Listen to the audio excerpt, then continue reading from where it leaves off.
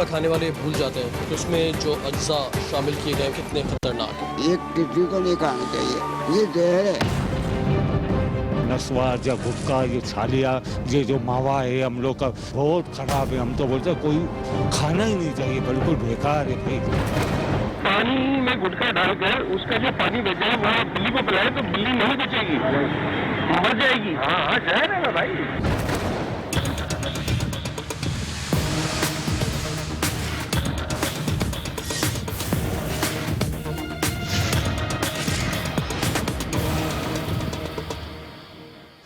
सेहतमंद मुआशरा ही सेहतमंद मुस्तकबिल फराहम करने की जमानत देता है। यही वजह है कि तरक्की याफ्ता हुकूमतें न सिर्फ अपने अवाम के लिए सेहतमंद माहौल फराहम करने पर खतीर रकम खर्च करती हैं, बल्कि मुज़रे सेहत अनासिर के खात्मे पर भरपूर तवज्जो देती हैं। बदकिस्मती से गुज़िश्ता अदवार में रियासत खुदादात पर तंबाकू नोशी को नित नए अंदाज और नामों से मुतारिफ करवाया गया है। कम इल्म तबका अंजाम बद से बेखबर मुज़रे सेहत अशिया की लत में मुब्तला हो जाते हैं और हर आने वाले वक्त में तंबाकू नोशी के बाइस मुंह, गले, जिगर और मेदे के कैंसर और दीगर मुहलिक अमराज में मुब्तला होकर जीती जागती जिंदगी बर्बाद कर लेते हैं। कुर्रे अर्ज पर इंसानों का एक बहुत बड़ा हिस्सा किसी न किसी तौर पर तंबाकू नोशी का शिकार है। तंबाकू का इस्तेमाल मुज़रे सेहत है, जिसका बैनुल अक़वामी सतह पर एतराफ़ करते हुए सिगरेट के इश्तहारात पर तो पाबंदी और सिगरेट के पैकेट्स पर मकामी वजारत सेहत का इंतबा दर्ज किया जाता है, लेकिन सिगरेट की तरह तंबाकू की दूसरी मसनूआत पर इस तरह तवज्जो नहीं दी गई। इससे इनकार नहीं कि बरे-सग़ीर में पान का इस्तेमाल सदियों से किया जा रहा है। मौजूदा दौर में पान को एक रेडीमेड शक्ल दे दी गई है जिसे गुटखा कहा जाता है।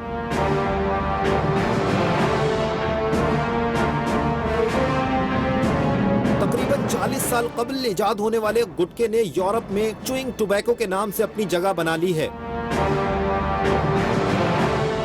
बिस्मिल्लाहिर्रहमानिर्रहीम, अस्सलाम वालेकुम। प्रोग्राम गिरफ्त के साथ मैं हूं सद्दाम तुफैल हाशमी। हमारे दरमियान कई ऐसे लोग हैं जो अपनी पॉकेट में जहर की गोली लेके घूम रहे हैं जो उनके लिए कैंसर का बायस बन जाता है। आज के प्रोग्राम में हम इसी इशू को हाईलाइट करेंगे और आपको बताएंगे कि गुटखा किस कदर खतरनाक है। गिरफ्त टीम इससे कबल भी इस मौजू पर कई मरतबा आवाज उठा चुकी है। इस सिलसिले में मुल्क के मुख्तलिफ हिस्सों में कार्रवाई की गई। बदीन के इलाके में तो बहुत बड़े पैमाने पर गुटखा माफिया के खिलाफ कार्रवाई करते हुए मुलव्विस अफराद को हिरासत में लिया गया था और एक बहुत बड़े पैमाने पर गुटखा भी जब्त कर लिया गया था। अगर गिरफ्त की जानिब से बदीन गुटखा माफिया के खिलाफ बरवक्त कार्रवाई न की जाती तो अंदेशा था कि हजारों इंसानों तक वो मुज़रे सेहत गुटखा पहुँच जाता। गुज़िश्ता अदवार में अफीम और हीरोइन के नशेबाजों के खिलाफ हुकूमती इक़दामात किए गए और कानून साजी भी की गई, लेकिन इंतहाई अफसोस इस मुहलिक नशा आवर गुटखे के खिलाफ ताहाल कोई कानून साजी नहीं की गई। चंद उमूमी दिफात को इस्तेमाल करते हुए गुटखा फरोश गिरोह के खिलाफ कार्रवाई की जाती है जो कि बेसूद साबित होती है। गुटखा माफिया अगले ही रोज जमानत करवाने में कामयाब हो जाती है और एक मरतबा फिर मुज़रे सेहत गुटखे की फरोख्त शुरू हो जाती है। हम लोग इसके खिलाफ बहुत केसेस करते रहते हैं और इंफॉर्मेशन कलेक्ट करते हैं कि जो असल में ये चीज़ ऐसा है कि एक ऐसा मुज़रे सेहत चीज़ है कि इंसान को ख़ुद भी थोड़ा सोचना चाहिए कि क्या मैं क्या खा रहा हूँ। अगर हर एक इंसान को ये पता चले कि मैं जहर खा रहा हूँ तो मगर कम से कम वो ये चीज़ें नहीं खाएगा। हमने न्यू कराची में घर से कोई 4-5 बोरियाँ पकड़ी है घर से, तो इधर बहुत हमने पकड़े हैं। मतलब ये तो परचून टाइप की भी लोग बेचते हैं, जो बड़ा कारोबार करते हैं वो तो छोटे छोटे लोगों को उसको दे देते हैं ना। जो अब असल में हमारे जो फोकस है वो बड़े कारोबार वालों के पीछे है कि पहले उसका खात्मा हो तो ये छोटे छोटे खुद ब खुद ख़त्म हो जाते हैं। सज़ा अगर सख्त हो जाए तो फिर ये लोग थोड़ा वो से किनारा कशी इख्तियार भी कर सकते हैं।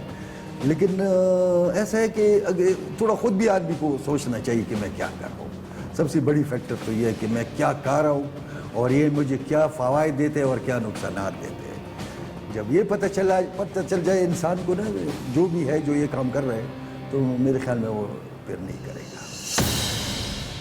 हुकूमत या जिला इंतजामिया की कोशिश एक तरफ, लेकिन वो क्या मंजर होता है कि जब एक शख्स गुटखा खाते हुए कैंसर का शिकार होता है और फिर मौत के मुंह में चला जाता है। हम लोग पहुंचे हैं तौफीक अहमद साहब के घर। मरहूम तौफीक साहब गुटखा खाने के आदी थे और आखिरकार इसी आदत ने उनकी जान ले ली। माउथ कैंसर में मुब्तला हुए और इस जहाँ से चले गए, अपने घर वालों को रोता हुआ छोड़ गए। गुटखा बहुत खाते थे, उनको मना करते थे लेकिन वो मना नहीं होते थे। एक दिन वो बीमार हुए, फिर हम उनको लेकर गए हॉस्पिटल। उसमें बताया कि इनके पित्ते में कैंसर है।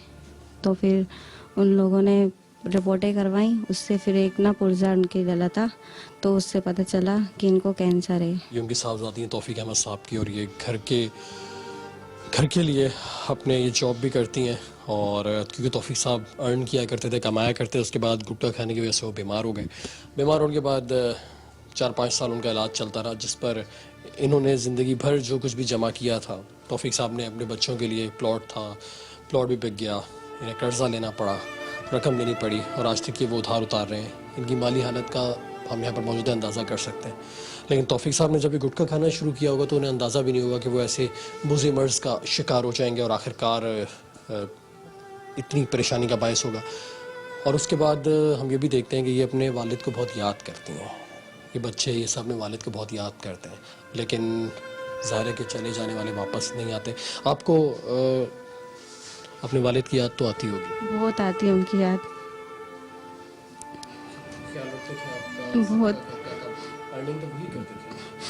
बहुत करते थे हमारे अब्बू।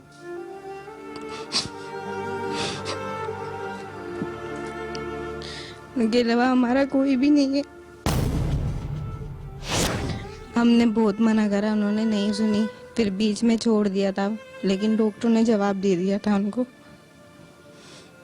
लेकिन क्या करें, बस बहुत इलाज करवाया हमने, हम बहुत कर्जे में आ गए।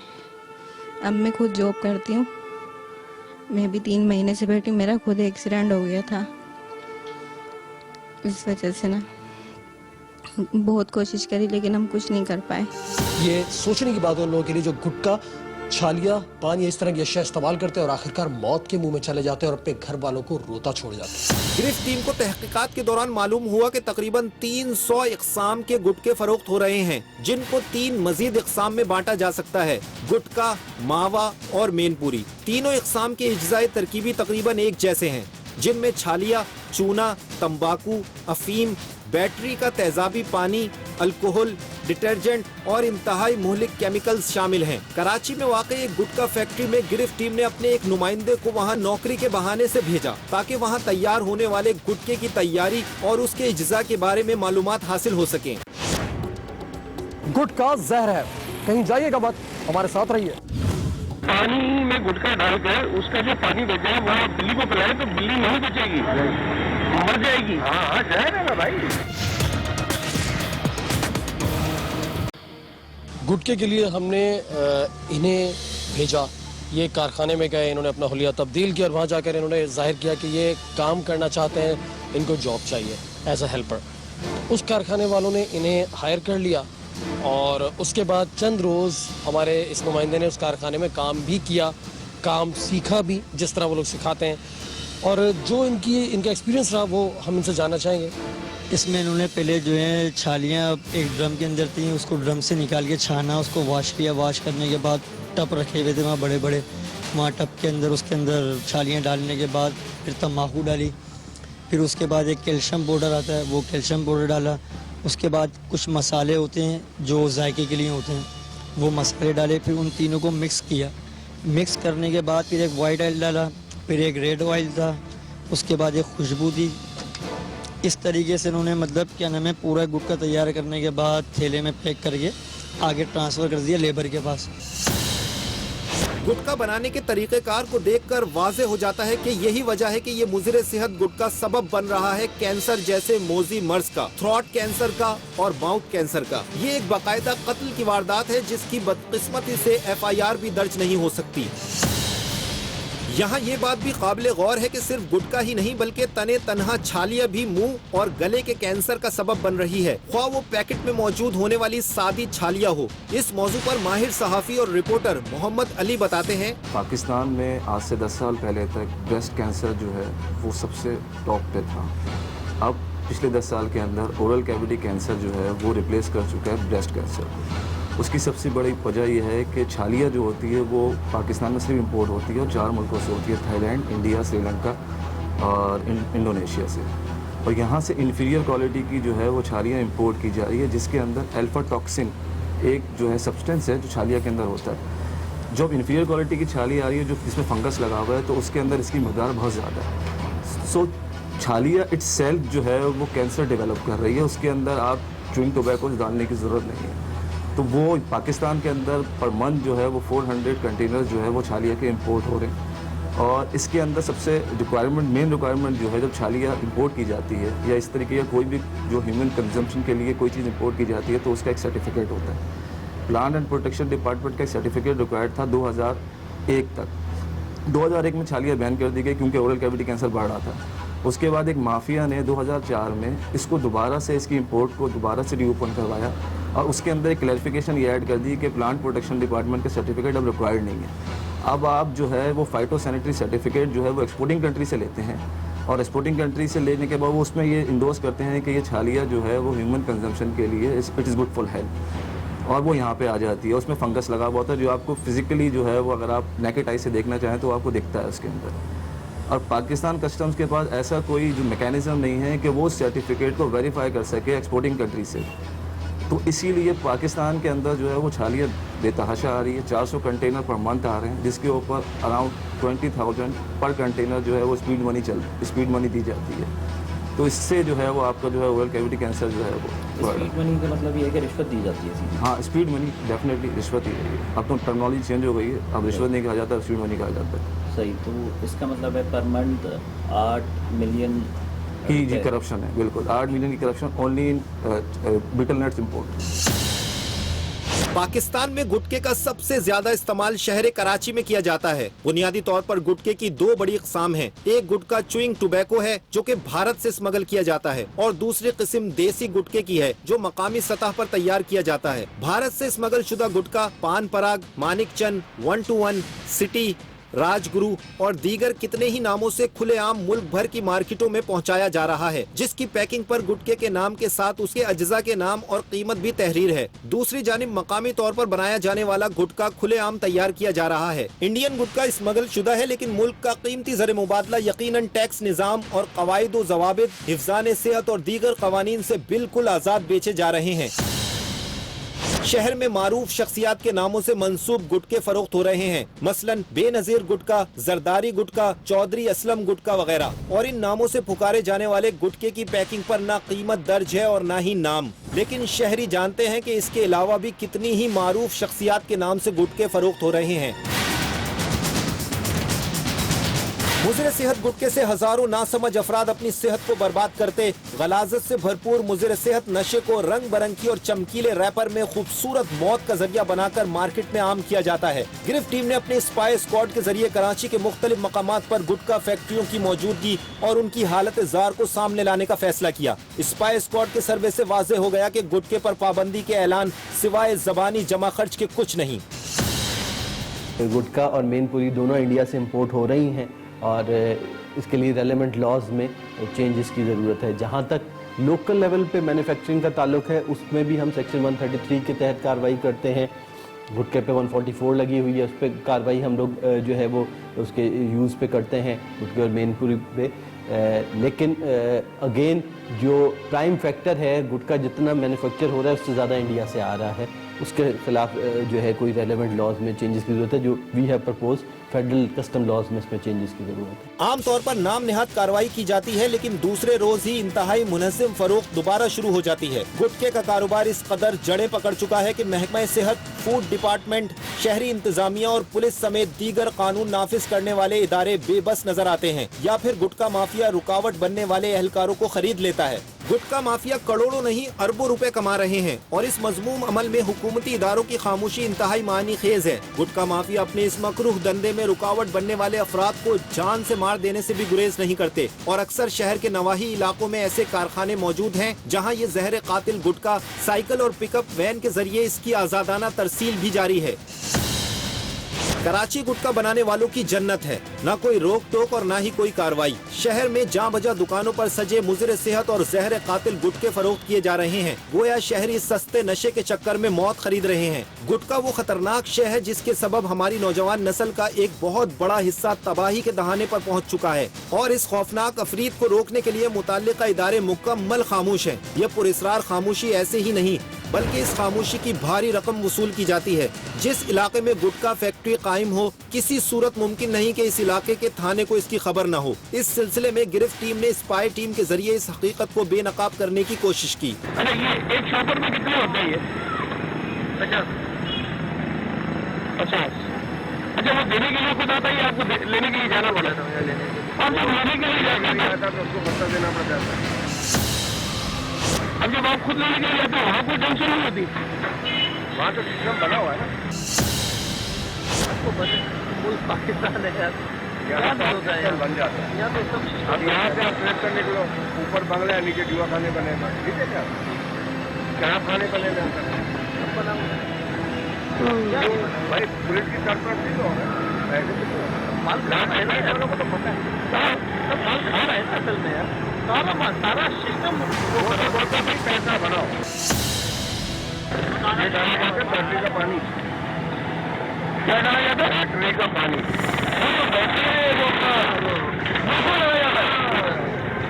आपको पता ही नहीं है बैटरी का पानी है सारा। आप अकाल दोगे तो 4 दिन रख लो, दुपारी उसकी गलती है तो क्यों?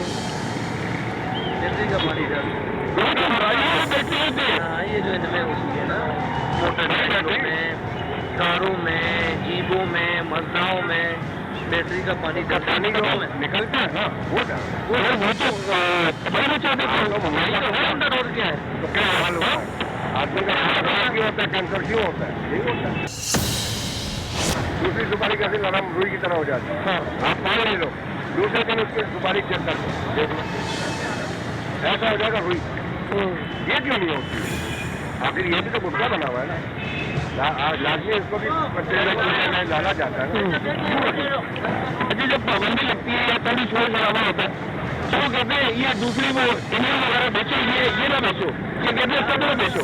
इंडियन पे भी पाबंदी लग जाती है। असल में मसला ये होता है कि इंडियन में केमिकल 188 गेम है, इसको थोड़े दिन तक खाओ, या अपना वो कौन सा राजगुरु है उसको खाओ, आपको दिन में 4-4 पेटी 8-8 दफा पिछाना है। अच्छा, केमिकल ये मसाला कमजोर करते हैं, खुला जहर है ये। अच्छा, बाकी वो जो आप एक काम करो, इतना का गुटखा लो जितना आप खाते हो, उसको पानी में डाल दो, ठीक है? पानी में डाल के ना दूसरे दिन सुबह उसका कहा आ रहा कुछ निकाल लो, बिल्ली को पिला के देखो। चलो, अगर बिल्ली जिंदा रह जाए तो जो मर्जी है मेरी सजा जाओ। यानी पानी में गुटखा डालकर उसका जो पानी बचा है वहाँ बिल्ली को पिलाए तो बिल्ली नहीं बचेगी, मर जाएगी। हाँ, जहर है ना भाई। गुटखा और छालियां मुंह के कैंसर का बायस है। कहीं जाइएगा मत, हमारे साथ रहिए। नस्वार या गुटखा, ये छालिया, ये जो मावा है हम लोग का जो ये कैंसर में चल रहा है ना, बहुत खराब है। हम तो बोलते हैं कोई खाना ही नहीं चाहिए, बिल्कुल बेकार है भाई, अगर जिंदगी चाहते हैं तो।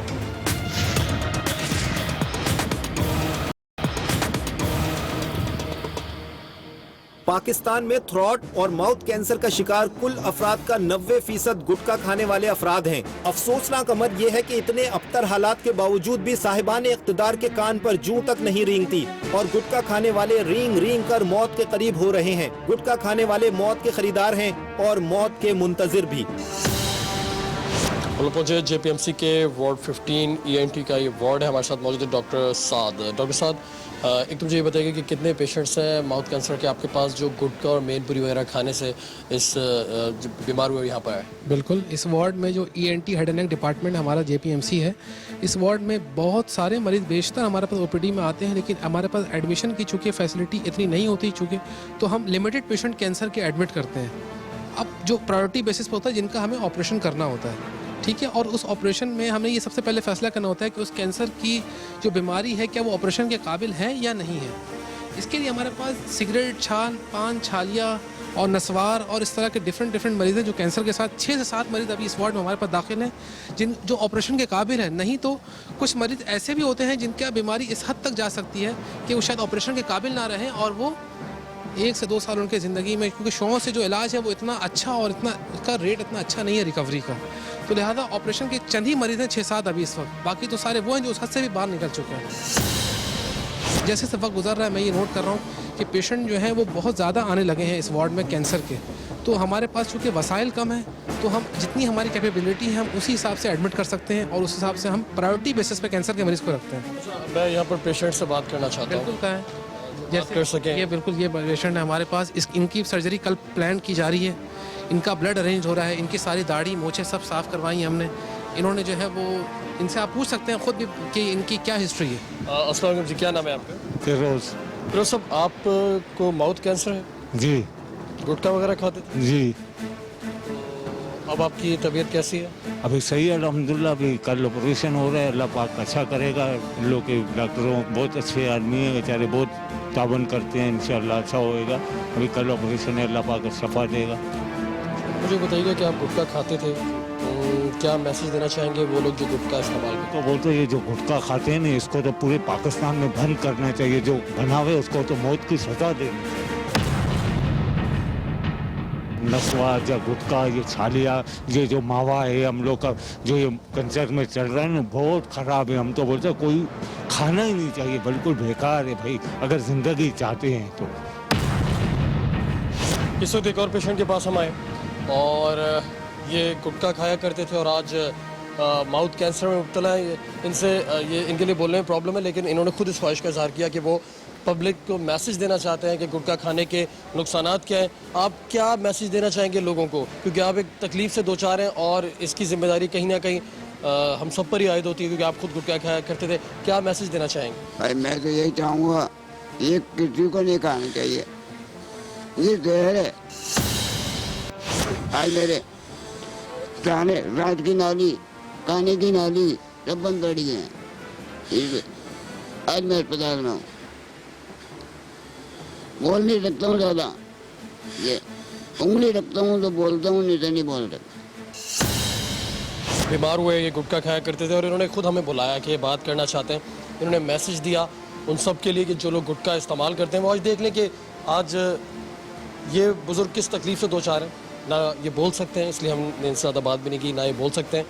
सांस की नाली भी इनकी डिस्टर्ब है और पूरा इनका जो निज़ाम था वो सारा डिस्टर्ब हो चुका है और आज ये तकलीफ़ से दो चार है। एक और पेशेंट मौजूद है। आज ये जो लोग इस्तेमाल किया करते थे, आज वो जिस अज़ियत से दो चार है, जिस प्रॉब्लम्स का वो शिकार है, वो खुद इल्तजा करेंगे खुदारा सोचे अपने बारे में और ऐसी ममनुआ अशिया इस्तेमाल ना करें। कैसी तबीयत है आपकी? तबीयत सही है। क्या खाते? नहीं, सिगरेट पीते हैं। माउथ कैंसर है? जी कैंसर है। तो इलाज सही हो रहा है आपका? हाँ, इलाज सही हो रहा है। कोई भी जो भी ऐसी कोई नशावर शय इस्तेमाल करता है उसके लिए क्या मैसेज देना चाहेंगे? अभी तो मैं हर भाइयों को कहता हूँ कि नशा कोई भी नहीं करे, इससे अच्छा है ज़िंदगी खुशहाल रहेगी, बेहतर गुजरेगी। अभी हमें तो इस हाल में तो आ गए, यही कहीं देंगे और कहीं। इसका ये है कि स्टेज 2 से 3 स्टेज पे आ गए, इसकी डिजीज़ प्रोग्रेसिव है एज़ कम्पेयर टू इनके। तो ये है कि काफ़ी पेशेंट ये होता है कि कोई अल्सर हो जाता है माउथ में, गुटके खा रहे होते हैं। काफ़ी पेशेंट मैं ओपीडी में देखता हूँ, उनको बोलता हूँ भैया आपने इतना लेट क्यों किया? बोला नहीं, हमारे गांव कुछ इंटीरियर से आते हैं या कोई जो बेचारे अनएजुकेटेड पीपल होते हैं, वो बोलते हैं कि नहीं हम गुटखा खाएँगे तो सही हो जाएंगे, अगर गुटखा नहीं खाते हैं तो फिर ये बढ़ती जाती है। खुदारा मेरी उनसे गुजारिश है कि मेहरबानी करके अपने आप पे जुल्म ना करें और जितना जल्दी हो सके कंसल्टेंट को दिखाएं। डॉक्टर साहब मुझे ये बताएं कि कैंसर की, माउथ कैंसर की इब्तदाई अलामात क्या है? इब्तदाई अलामात में सबसे पहले ये है कि आपका मुंह कम खुलना शुरू होगा। मोस्ट ऑफ द टाइम जितने भी पेशेंट हमारे पास आते हैं वो सबसे पहले ये बताते हैं कि पेशेंट मेरा मुंह नहीं खुलता, मेरे मुंह में 2 उंगलियां 3 उंगलियां जाती हैं ना, इतना खुलता है। और उसकी वजह से क्या होता है कि ये ज़ख़म हल्का सा होता है।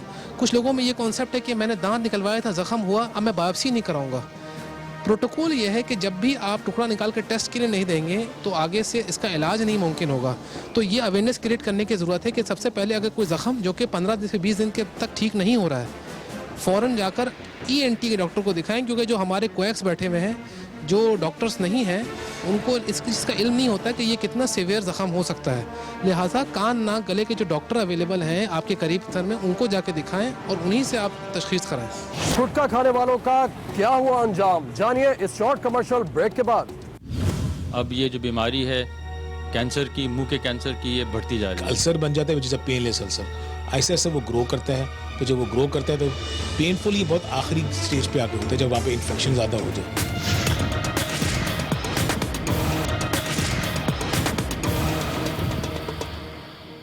मुल्क भर के बड़े कैंसर अस्पतालों से जा बजा ऐसे केसेस हुकूमती इदारों और जिम्मेदार शहरियों को गुटखा माफिया की जानिब से नौजवान नस्ल की तबाही की कहानी सुना रहे हैं। मौत और जिंदगी के दरमियान ये लोग दरअसल ऐसे ही गुटखे का शिकार हुए हैं। देखा जा सकता है कि किस तरह इस शख्स का मुंह खुलने के काबिल नहीं रहा। इस कैंसर जैसे मूजी मर्ज का शिकार होने वाले बहुत से लोगों का इलाज सरकारी अस्पतालों के अलावा निजी अस्पतालों में भी किया जाता है, जिसमें कैंसर से मुतासिरा मरीज के चेहरे को दोबारा प्लास्टिक सर्जरी के जरिए रिकंस्ट्रक्ट किया जाता है। और इस बारे में डॉक्टर्स बताते हैं, एज लिमिट जो पहले हम लोगों को 50s में मिलती थी, अब ये 20s एंड 30s के बच्चे लोग जो हैं यंग जनरेशन में, it is getting more common. It is not only सिर्फ गुटखा पान छालिया है, इट इज़ वो आप tobacco in any form, commonly naswar भी है, उसको और ऐड करता है। अगर आप सिगरेट स्मोकिंग भी कर रहे हो उस पर और ऐड करते हैं, if you are drinking alcohol. So ये सब चीज़ें मिला के उसमें और तेज़ी पैदा कर रही हैं and things are getting worse to worse day by day. कोई कंट्रोल नहीं हो रहा। डिफरेंट टाइप ऑफ छालियाज एंड गुटखाज आर इन द मार्केट, जिस पे कोई देखभाल नहीं है। So and that's one of the most common cause of causing cancers in the young population now, and which is very dangerous. तो डॉक्टर साहब इब्तदाई अलामात क्या हैं इसकी? देखिए पहले इब्तदाई बहुत सारी चीज़ें होती हैं। पहले सिर्फ बंदे को बहुत सारी, जब कैंसर की अलामात में जो इम्पोर्टेंट चीज़ है कि वहाँ पे कोई अल्सर हो जाएगा विच इज़ पेनलेस।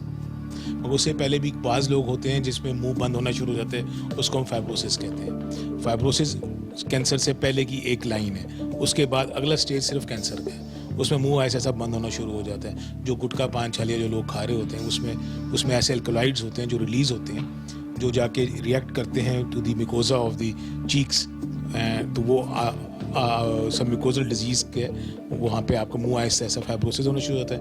तो उसके अंदर आगे की स्टेज में अगर आप कंटिन्यूसली वो चलता रहेगा तो वो क्या होता है कि वहाँ पे वो कैंसर बनेगा। कैंसर किसी भी हाल में हो सकता है। It can come from the mandible, it can from the cheeks, but initially एक अल्सर बन जाता है which is a painless ulcer. ऐसे ऐसे वो ग्रो करता है, फिर जब वो ग्रो करता है तो पेनफुल ये बहुत आखिरी स्टेज पे आके होता है, जब वहाँ पे इन्फेक्शन ज़्यादा हो जाए, और फिर ये फैलता है, हड्डी तक भी जाता है, स्किन अंदर, टॉन्सल्स पीछे आगे, वो तो फिर कहीं भी फैल जाता है। अब ये जो बीमारी है कैंसर की, मुंह के कैंसर की, ये बढ़ती जा रही है। 10 साल पहले हम लोग हफ्ते में एक कोई केस किया करते थे, अब हम लोग तकरीबन हफ्ते में लियाकत नेशनल में कम से कम 2 से 3 मेजर केसेस करते हैं।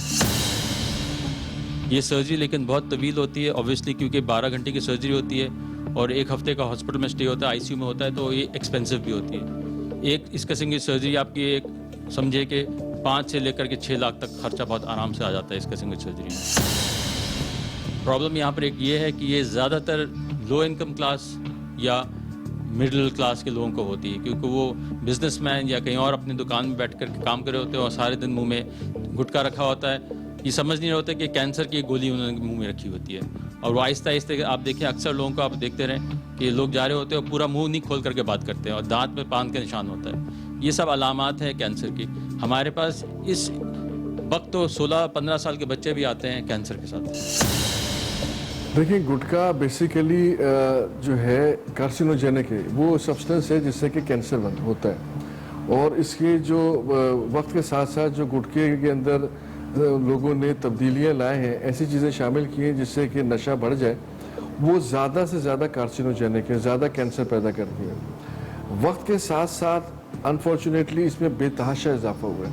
आज से 15-20 साल पहले जिन्ना अस्पताल में हम एक ओपीडी में मुश्किल से 1 मरीज देखते थे। आज एक ओपीडी में हम 10 से 15 मरीज ऐसे देखते हैं जिनको कि गुटखे की वजह से कैंसर है। दूसरी बात है कि क्या ये काबिल इलाज है? ये 100% काबिल इलाज है, बशर्ते कि मरीज़ अर्ली स्टेजेस में आकर बताए, शुरुआत में बिल्कुल, तो फिर ये बिल्कुल ठीक हो सकते हैं। अमूमन होता है ये कि कोई इसकी अलामत में ये है कि जैसे कि मुंह में एक छाला शुरू होता है या मुंह में मिर्चें लगती हैं या मुंह बंद होने लगता है। उस वक्त जब हमारे जो साथी डॉक्टर्स हैं वो इस बात को रियलाइज़ नहीं करते कि ये चीज़ जो है ये आगे बढ़कर जो है वो ये कैंसर की शक्ल इख्तियार करेगी, तो मरीज़ लेट हो जाता है। बहुत सारे मरीज़ जो हमारे पास आते हैं वो स्टेज 3 या 4 में आते हैं। उस सूरत में इलाज तो होता है लेकिन जो रिजल्ट्स हैं वो इतने अच्छे नहीं आते। अगर कोई मरीज़ स्टेज 1 या 2 में आए तो उसके रिजल्ट्स बहुत अच्छे हैं और मरीज़ बिल्कुल क्योर हो जाता है। लेकिन लेट आने की वजह से ये चीज़ रह जाती है। मेरी एडवाइस ये है तमाम उन डॉक्टरों को भी और मरीज़ों को भी कि आप जब भी कोई ऐसा मुंह में छाला हो जो 15 दिन के अंदर खुद ब खुद ठीक ना हो या इलाज से ठीक ना हो, तो उस छाले को ज़रूर किसी ENT सर्जन को दिखाएं। बाज़ लोग अफोर्ड नहीं कर पा रहे होते हैं, ऐसे मरीजों से भी हमारी बात हुई, वो अफोर्ड नहीं कर सकते तो उन्होंने इलाज करवाया नहीं। अखराजात कितने आते हैं, और क्या आपके हॉस्पिटल में सिंध मेडिकल के तहत जो हॉस्पिटल है इसमें कोई ऐसे मरीजों के लिए कोई फ़ंड कायम है? ज़ाहिर है कैंसर का जितना भी इलाज है वो बहुत महंगा है। प्राइवेट जगहों पर अगर आप इलाज कराते हैं तो उसका सर्जिकल ऑप्शन, उसके कीमोथेरेपी, रेडियोथेरेपी, ये सारी बहुत महंगी चीज़ें। लेकिन फॉर्चुनेटली आज जितने भी सरकारी अस्पताल हैं पाकिस्तान में, सिर्फ कराची में नहीं, वहाँ सब जगह इसका इलाज टोटली फ्री होता है। किसी मरीज से कोई पैसे नहीं लिए जाते और चाहे वो कितना ही महंगा बड़ा से बड़ा ऑपरेशन क्यों ना, वो मुफ्त में होता है। उसके अलावा यहाँ पर हमारे पास एटॉमिक एनर्जी मेडिकल सेंटर है जहाँ शुआएँ उनको लगती हैं ऑपरेशन के बाद, वो भी फ्री होती हैं। कीमोथेरेपी की जो है वो भी दवाइयाँ जिन्ना अस्पताल से उनको मुफ्त में मिलती हैं। इसलिए जो मरीज़ हमारे पास आते हैं, और अमूमन ये बीमारी जो है ये है लोअर मिडिल क्लास के लोगों में ज़्यादा होती, तो बड़े लोगों में भी है लेकिन उनमें ज़रा ज़्यादा है। तो वो मरीज़ जो हमारे पास आते हैं उनका ऑपरेशन हो, रेडियोथेरेपी हो, कीमोथेरेपी हो, उसके यहाँ पर तो सरकारी अस्पताल में कतई कोई पैसे नहीं लिए जाते।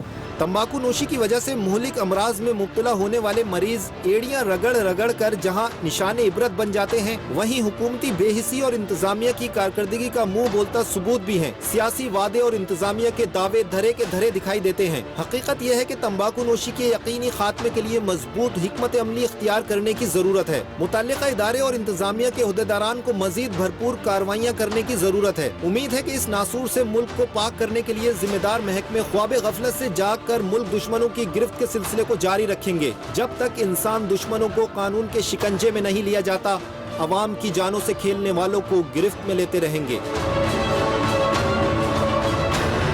गुटखा या कोई भी नशा वशा इस्तेमाल करने वाले याद रखें कि वो ना सिर्फ अपनी जान से खेल रहे हैं बल्कि अपनी फैमिलीज़ के लिए भी मुश्किलात पैदा कर रहे हैं। आप हमें अपनी राय से आगाह कर सकते हैं। हमारा ईमेल एड्रेस नोट कर लें, gift@expressnews.tv। इसके साथ साथ आप फेसबुक पर हमारा पेज भी ज्वाइन कर सकते हैं और स्क्रीन पर लिखे हुए इस नंबर पर भी आप हमसे रब्ता कर सकते हैं। सद्दाम तुफैल हाशमी और गिफ्ट टीम को दीजिए इजाज़त। अल्लाह हाफ़िज़।